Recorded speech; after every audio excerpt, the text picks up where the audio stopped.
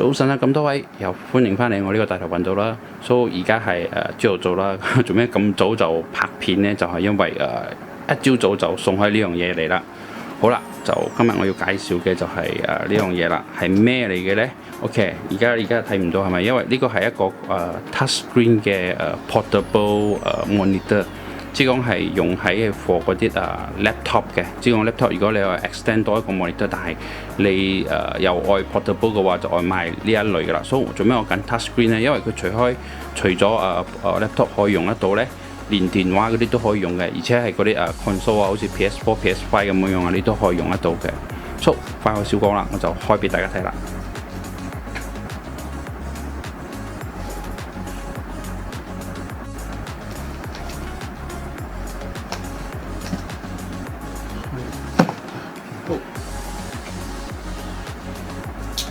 咗啦，好，呢個就係佢嘅，佢入邊仲有一個，好啦，呢個牌子就係叫 N-Mic 啦，就係我點解叫 N-Mic 我就唔係好清楚啦。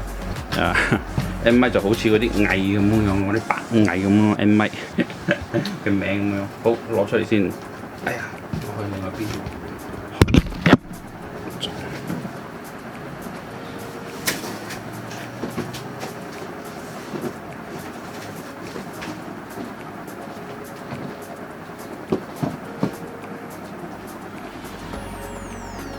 好啦，佢嘅盒就係咁樣包裝，簡單白色 N-Mic 佢嘅 logo 下邊叫做 N-Mic Portable Monitor， 唔知大家睇到冇先？等我 focus 下先啦。N-Mic Portable Monitor， 左邊又係佢嘅 logo， 下邊完全冇嘢，左邊都係 N-Mic， 呢個都係冇咩特別，簡單嘅包裝。好，攞出嚟睇有咩入邊。擺埋一邊先 ，so 就有呢個 form 啦 ，protection 啦，呢個就係嗰啲 protect 佢嘅啦。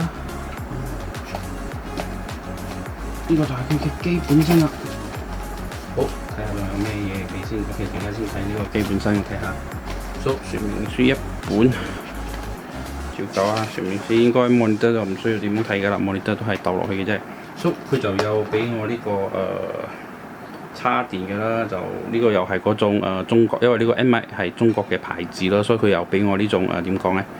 即係講係中國嘅呢種插啦，呢一類嘅插頭又我用同咪得啦，擺埋邊先。so 呢個就係普通嘅USB cable 啦，我叉電嘅啦，應該係 USB-C 頭嚟嘅，如果冇記錯係啦 ，USB-C 頭嚟㗎啦。好，就睇下佢又俾我咩 cable先。好，呢個就係 USB to USB 啊，聽講就係嗰啲MacBook 啊嗰啲都可以用嘅 USB to USB。總之你嘅 laptop 係有嗰啲USB output 嘅就得咗㗎啦 ，USB port。OK， 放喺邊。so 呢個就係HDMI 啦，如果冇估錯係mini HDMI， 將normal 嘅 HDMI size 去 mini HDMI 啦，所以 for 嗰啲好似 cam 啦嗰啲都可以用嘅呢個應該係去電腦嗰一 side laptop 嘅，呢個咧應該就係佢嗰個呢個portable monitor 嘅，因為佢好似係冇嗰啲 normal size 嘅 HDMI， 呢個係有 mini HDMI port 啫。好，冇啦，如果淨係合好晒嘢啦 ，OK。咁先，我就睇下主角啦，主角喺度，咁樣好輕身，咁樣摸一摸就覺得真係幾輕身下。應該係攞出嚟先啦，所以佢就會同呢個扣一齊嚟啦。佢就講係應該唔係你嘅啫，所以佢有幾個版本啦。基本上就呢個係前，應該呢個前。好，就去。佢有幾個 model 嘅，我就揀咗呢個，因為呢個係佢有點講啊，佢有鐵身嘅，即係 metal frame 㗎啦。佢嘅呢個 frame 係我揀呢個係普通嘅咯，白色嘅咯。因為如果你揀嗰啲鐵嘅話，就好似貴咗差唔多成200蚊馬幣，百幾馬幣。我覺得冇咩需要，因為鐵身嘅可能會仲重啲。好啦，我就而家我就同我嘅 laptop 連接咗啦 ，so 係好唔錯嘅。佢嗰個點講？佢嗰個 screen 嘅 resolution 啊，同埋佢嘅嗰個佢係高清嘛 Full HD 嘛，所以睇落係好唔錯嘅。so 佢基本上佢又有4個嗰個OK，so 呢個係咩嚟嘅？ So 基本上咧呢呢個 portable monitor 佢有4個 model 啦。So far 我睇到嘅就係佢就有高清啦 touchscreen 同埋冇 touchscreen， 呢隻係 touchscreen 嘅啦。然後佢就有4K 嘅 touchscreen 啦，同埋冇 touchscreen 啦。然後佢仲有一隻我算唔算唔知算唔算係特別 model 啦，因為佢係有鐵 frame 嘅同埋 plastic frame 嘅。不過通常 4K 以上嘅咧全部都係 metal frame 嘅。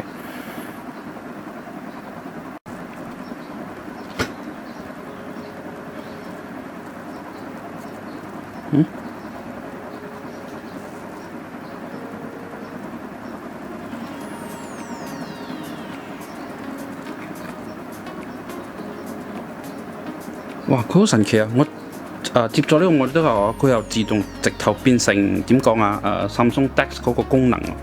因為我冇用過呢個點講將 Samsung Dex 嘅功能，我都係第一次用，竟然有啲咁嘅嘢啊！睇先，哇！可以睇晒我所有嘅啲 app， 哇！唔錯唔錯，等我試下睇比如講就睇下 YouTube， 有冇 YouTube 啊？等下先啊！ So touchscreen 好明顯係行得啦，冇問題啦。So 呢啲就係我嘅 app， 擁有嘅 app 啦，都冇所謂啦。好，我又試下玩呢個遊戲先。哦，佢唔用得，有啲遊戲唔用得。So touchscreen 係冇問題啦，基本上。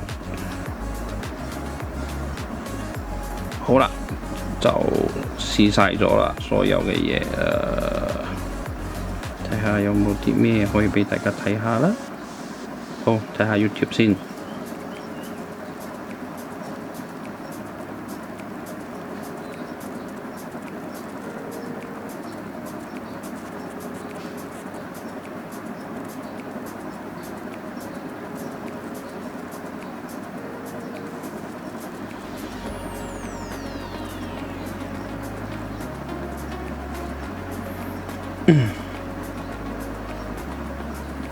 佢有少少慢。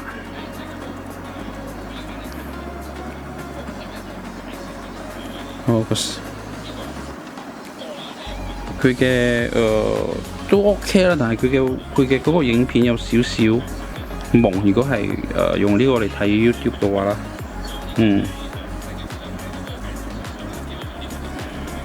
我覺得都幾唔錯啦。基本上其實我都係幾滿意啦。呢個，如果大家有興趣嘅話，可以上去Lazada或者 Shopee 睇下啦。